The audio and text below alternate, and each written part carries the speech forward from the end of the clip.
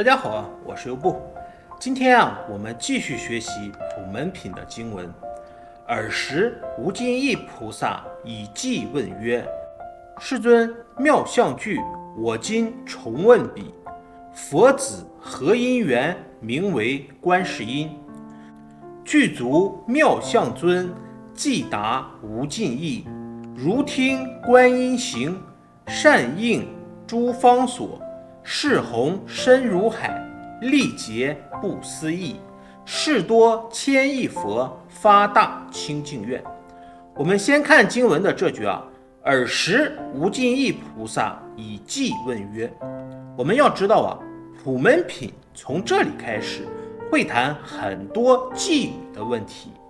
尔时呢，就是说那个时刻，而偈通常有3个字、4个字、6个字、7个字，甚至于8个字，也就是以相同的句子、相同的字数4句组合为一偈。好比中国古诗4句成为一首诗。无尽意菩萨用偈语的方式问释迦牟尼佛。至于问了些什么呢？我们接着看经文。世尊，妙相具，我今重问彼。佛子何因缘，名为观世音？我们知道世尊是为世间所尊重的一种称呼，事实上等同于佛或者是如来。因为释迦牟尼佛是娑婆世界的教主，也就是人间的导师。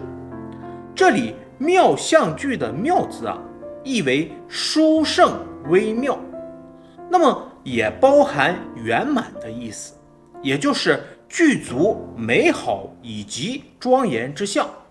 而所谓佛子是指佛的弟子，或者称为佛弟子。凡是跟随在佛身边，不管是菩萨、罗汉、出家、在家的四众弟子，或者是天龙八部各种官员、各种种族，只要亲近佛者，皆可以称为佛子。观世音菩萨也属于佛弟子之一。那么这段经文就是说无尽意菩萨向释迦牟尼佛提出问题：您的相目美好而且庄严，那么现在请问您，观世音菩萨是根据什么因缘叫做观世音呢？经文接着说：具足妙相尊，偈答无尽意。那么这里的具足妙相尊意为佛或者观世音菩萨皆具有美好庄严而且受人尊敬之相。而偈答无尽意是释迦牟尼佛以偈的这种方式来回答无尽意菩萨：汝听观音行，善应诸方所。那么所谓汝听，不是用耳朵听，听通常说听闻，其实就是你应该知道的意思。观音行即是观世音菩萨大慈大悲救苦救难的行为，而且这种行为善应于诸方所。那么何为诸方所呢？方是指方位，东南西北上下十方。所呢则是地点，比如国土或者某一个地方。善应十方所有的国土称为诸方所。接着经文说：弘誓深如海，历劫不思议。我们知道誓就是誓愿，也就是所发起的愿。而弘呢是大的意思。弘誓深如海的意思是说，观世音菩萨发起有如深海般的大愿。所谓劫是指不定的时数，也就是无法肯定的时数。这个时数是个计量时间的量词，我们可以理解为时间数。比如以小的而言，一因一果的时间。那么以大者而言，一生一世的时间，这些都可以称为劫，比如三大阿僧祇劫。那么何为一大阿僧祇劫呢？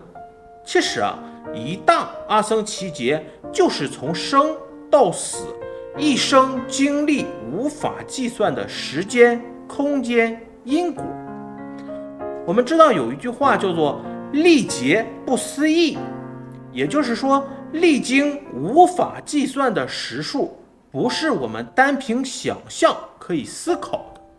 接着经文说，事多千亿佛，发大清净愿。要知道所谓事并不是当事者去照顾佛，而是执佛。这个执佛就是遇到佛的意思。那么这里的佛的意思是因智慧而圆满觉悟，并不是那些已经成就了的佛或者名相上的佛。事多千亿佛，即是观世音菩萨经过很久的修养，完成圆满的觉悟，才能发起清净的愿力。如果未具备高深的修养、圆满的智慧，就不可能发起清净愿。要知道愿一定是能够做得到的，才叫做愿。所以观世音菩萨经历无法计算的时数，从修养中圆满觉悟智慧。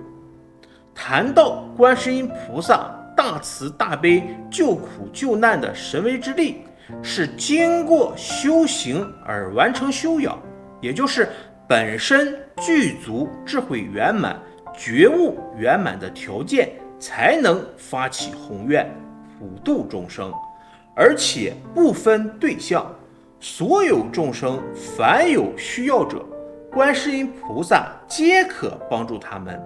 经典上常提到智慧如海，宏愿如海，其实就是指无量无边、非常宏大的事情。